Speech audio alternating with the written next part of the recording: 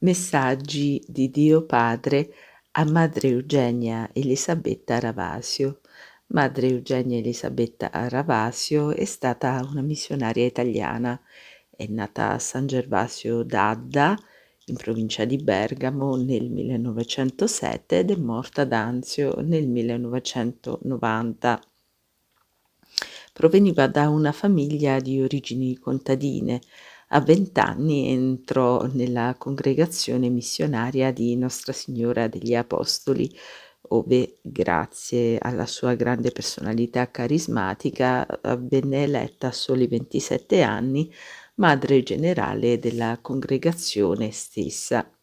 Nel 1932 Madre Eugenia avrebbe ricevuto alcuni messaggi nei quali le veniva affidato il compito di far conoscere al mondo l'amore di Dio Padre, e questi messaggi sarebbero stati affidati a Madre Eugenia dallo stesso Dio Padre. Il 1° luglio del 1932, nella festa del preziosissimo sangue di nostro Signore Gesù Cristo, Madre Eugenia così annota nel suo diario: ecco finalmente il giorno per sempre benedetto della promessa del Padre Celeste. Oggi terminano i lunghi giorni della preparazione e mi sento vicina, vicinissima alla venuta del Padre mio e del Padre di tutti gli uomini. Alcuni minuti di preghiera e poi delle gioie tutte spirituali. Sono stata preda da una sete di vederlo e di sentirlo. Il mio cuore, bruciante d'amore, si apriva con una confidenza talmente grande da farmi constatare che allora non ero stata così fiduciosa con nessuno. Il pensiero del Padre mio mi gettava come in una follia di allegrezza. Finalmente dei canti cominciano a farsi udire, degli angeli vengono e mi annunciano questo felice arrivo. Oh, i loro canti erano così belli che mi sono proposta di scriverli appena possibile. Questa armonia cessò un istante ed ecco il corteo degli eletti, dei cherubini, dei serafini, con Dio, nostro Creatore e Padre nostro. Prostrata la faccia a terra, inabissata nel mio nulla, ho recitato il Magnificat. Subito dopo il Padre mi dice di sedermi con lui per scrivere ciò che ha deciso di dire agli uomini. Tutta la sua corte che l'aveva accompagnato è scomparsa, solo il Padre è rimasto con me e prima di sedersi mi dice: te l'ho già detto e te lo dico ancora, non posso più donare un'altra volta il mio figlio diletto per provare il mio amore per gli uomini. Ora è per amarli e perché essi conoscano questo amore che io vengo tra loro, prendendo la loro somiglianza e la loro povertà. Guarda, io depongo la mia corona e tutta la mia gloria per prendere l'atteggiamento di un uomo comune. Dopo aver preso l'atteggiamento di un uomo comune, deponendo la sua corona e la sua gloria ai suoi piedi, prese il globo del mondo sul suo cuore, sostenendolo con la mano sinistra, poi si sedette accanto a me. Sul suo arrivo, sull'atteggiamento che si degnò di assumere e sul suo amore, non posso dire che qualche parola. Nella mia ignoranza non ho parole per esprimere ciò che egli mi fece capire. Pace e salvezza, disse, a questa casa e al mondo intero, che la mia potenza, il mio amore e il mio Spirito Santo tocchino i cuori degli uomini affinché tutta l'intera umanità si volga verso la salvezza e venga verso suo Padre che la cerca per amarla e salvarla.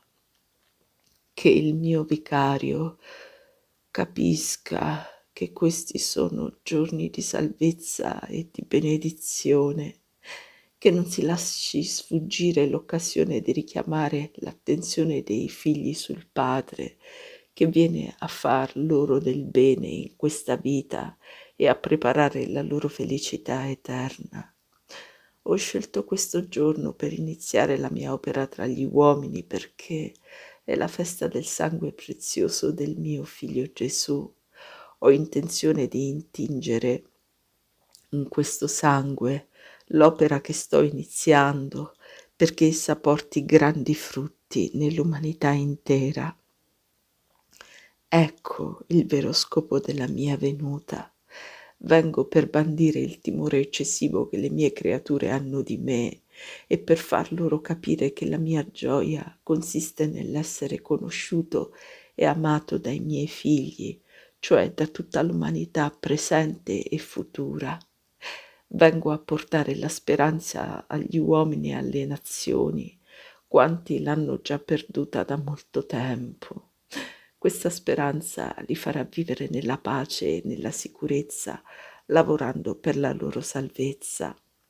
Vengo per farmi conoscere così come sono, perché la fiducia degli uomini aumenti contemporaneamente al loro amore per me, loro Padre, che non ho che una sola preoccupazione, quella di vegliare su tutti gli uomini e di amarli come miei figli. Il pittore si diletta nel contemplare il quadro da lui dipinto, così io mi compiaccio, mi rallegro nel venire tra gli uomini, capolavoro della mia creazione. Il tempo urge, corre, e vorrei che l'uomo sapesse al più presto che io lo amo e che provo la più grande felicità nello stare con lui e parlare con lui, come un padre con i suoi figli. Sono l'Eterno e quando vivevo solo avevo già pensato di usare tutta la mia potenza per creare degli esseri a mia immagine, ma correva prima la creazione materiale perché questi esseri potessero trovare il loro sostentamento. Allora fu la creazione del mondo. Lo riempivo di tutto quello che sapevo doveva essere necessario agli uomini, l'aria, il sole, la pioggia e tante altre cose che sapevo necessarie alla loro vita. Infine fu creato l'uomo. Mi sono compiaciuto della mia opera. L'uomo commette il peccato, ma è proprio allora che si manifesta la mia infinita bontà. Per vivere fra gli uomini che avevo creato, scelsi nell'Antico Testamento dei profeti, ai quali comunicai i miei desideri, le mie pene, le mie gioie, perché le trasmettessero a tutti. Più cresceva il male, più la mia bontà mi sollecitava a comunicarmi a delle anime giuste, perché trasmettessero i miei ordini a coloro che causavano il disordine.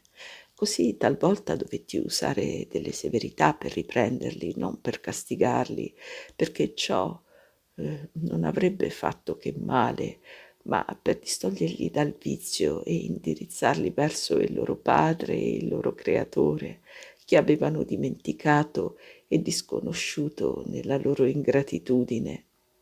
Più tardi il male sommerse talmente il cuore degli uomini che fui costretto a mandare delle sciagure sul mondo perché l'uomo fosse purificato mediante la sofferenza, la distruzione dei suoi beni o perfino la perdita della vita. Fu il diluvio, la distruzione di Sodoma e Gomorra, le guerre dell'uomo contro l'uomo. Ho sempre voluto restare in questo mondo fra gli uomini, così durante il diluvio ero vicino a Noè, il solo giusto d'allora. Anche nelle altre calamità trovai sempre un giusto presso il quale dimorare e attraverso lui dimorai in mezzo agli uomini di quel tempo e fu sempre così. Il mondo è stato spesso purificato dalla sua corruzione grazie alla mia infinita bontà verso l'umanità. Allora continuavo a scegliere alcune anime nelle quali mi compiacevo per poter mediante loro rallegrarmi con le mie creature, gli uomini. Avevo promesso al mondo il Messia. Che cosa non ho fatto per preparare la sua venuta, mostrandomi nelle figure che lo rappresentavano persino 1000 anni prima della sua venuta. Perché? Chi è questo Messia? Donde viene? Che farà sulla terra? Che viene a rappresentare? Il Messia è Dio. E chi è Dio? Dio è il Padre, il Figlio e lo Spirito Santo. Da dove viene, o meglio, chi gli ha ordinato di venire tra gli uomini?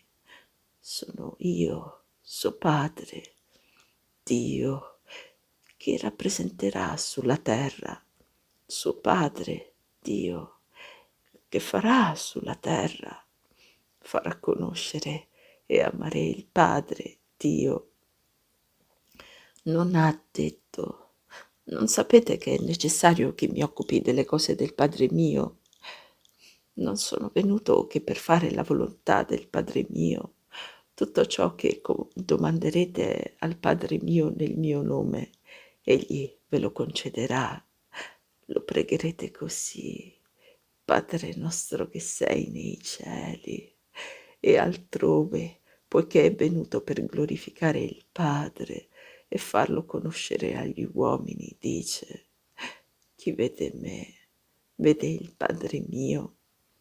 Io sono nel Padre e il Padre è in me. Nessuno viene al Padre se non per me. Chi è colui che può non credere all'infinito amore che ho per l'umanità?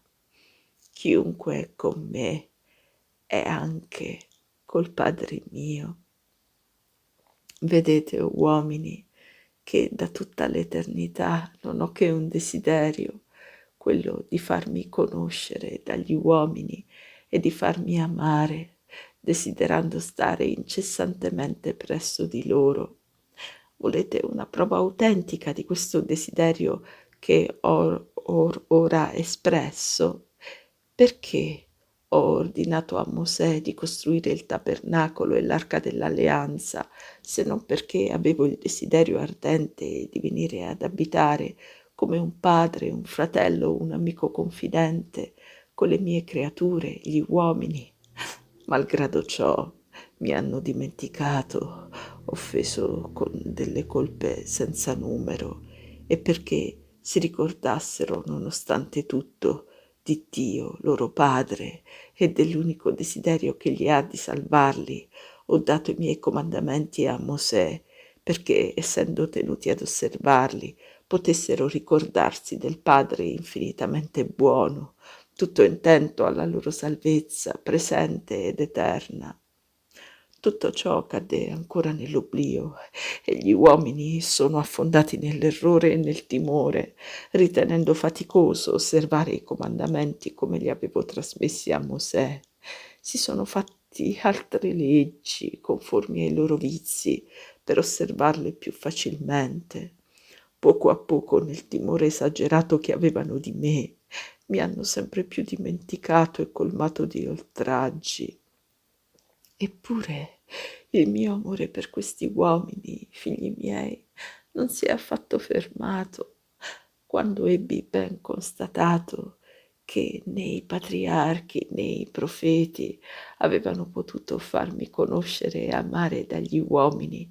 Ho deciso di venire io stesso.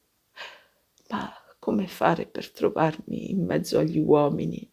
Non vi era altro mezzo che andare io stesso nella seconda persona della mia divinità.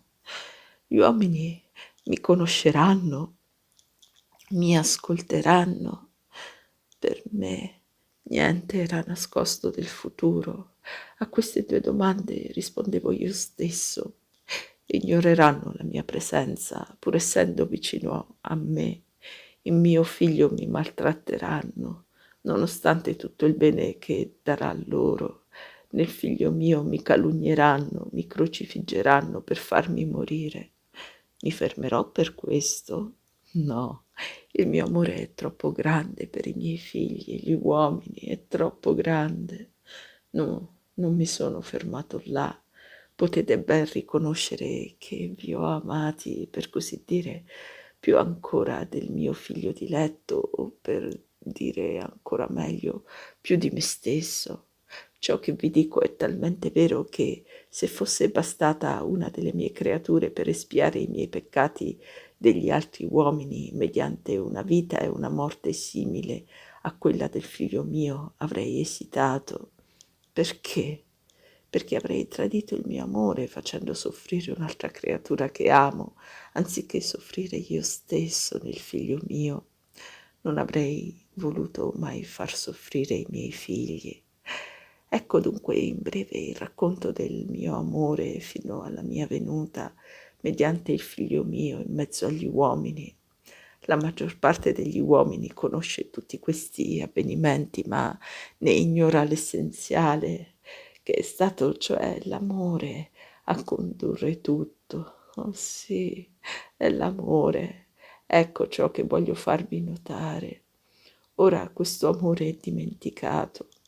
Voglio ricordarvelo perché impariate a conoscermi così come sono, perché non siate come degli schiavi timorosi verso un padre che vi ama fino a questo punto. Vedete, in questo racconto noi non siamo che al primo giorno del primo secolo e vorrei condurlo fino ai nostri giorni, al XX secolo. Oh, come il mio amore di padre è stato dimenticato dagli uomini. Eppure io vi amo teneramente, in mio figlio, cioè nella persona del figlio fatto uomo. Che cosa non ho fatto ancora? La divinità in questa umanità si è velata, piccola, povera, umiliata. Io conducevo con mio figlio Gesù una vita di sacrificio, di lavoro, ricevevo le sue preghiere perché l'uomo avesse un cammino tracciato per camminare sempre nella giustizia, al fine di giungere al sicuro fino a me. Certo, so ben capire la debolezza dei miei figli, perciò ho chiesto a mio figlio di donar loro dei mezzi per rialzarsi nelle loro cadute. Questi mezzi li aiuteranno a purificarsi dal loro peccato, affinché siano ancora i figli del mio amore.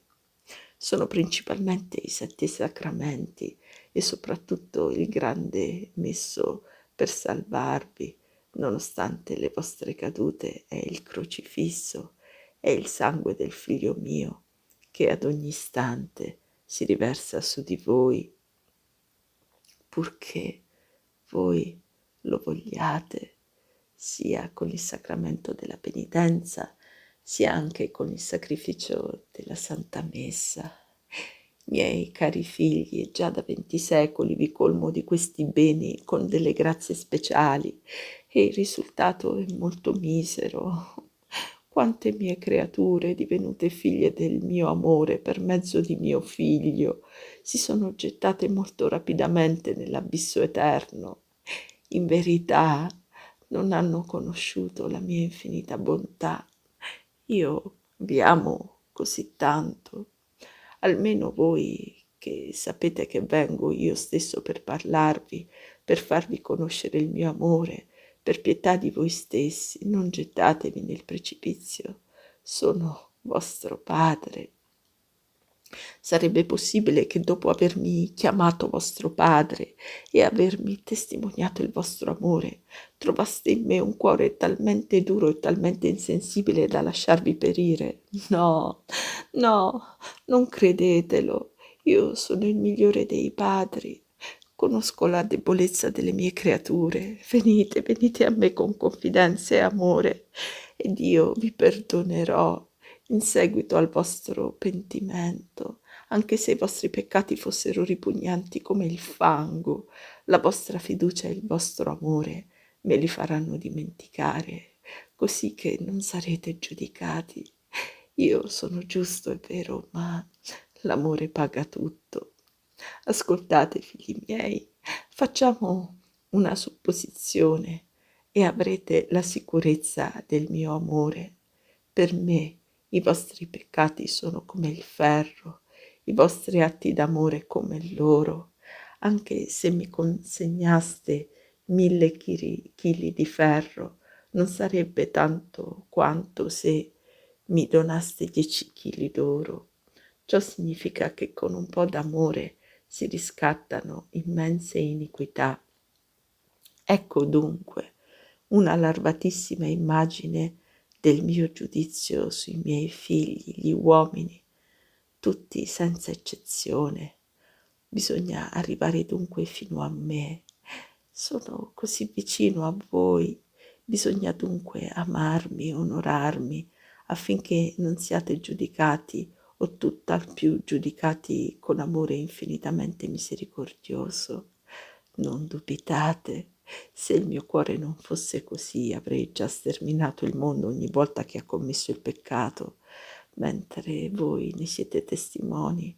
Ad ogni istante si manifesta la mia protezione mediante grazie e benefici.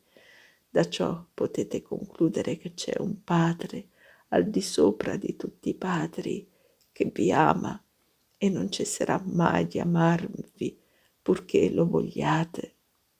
Io vengo tra voi per due vie, la croce e l'Eucarestia. La croce è la mia via per scendere fra i miei figli, perché è per mezzo suo che vi ho fatto redimere da mio figlio, e per voi la croce è la via per salire a mio figlio e da mio figlio fino a me. Senza di essa non potreste mai venire, perché l'uomo con il peccato ha tirato su di sé il castigo della separazione da Dio.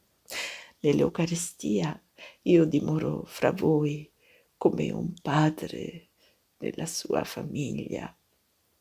Ho voluto che mio figlio istituisse l'Eucaristia per fare di ogni tabernacolo il serbatoio delle mie grazie, delle mie ricchezze e del mio amore, per darle agli uomini miei figli. È sempre per queste due strade che faccio scendere incessantemente sia la mia potenza che la mia infinita misericordia.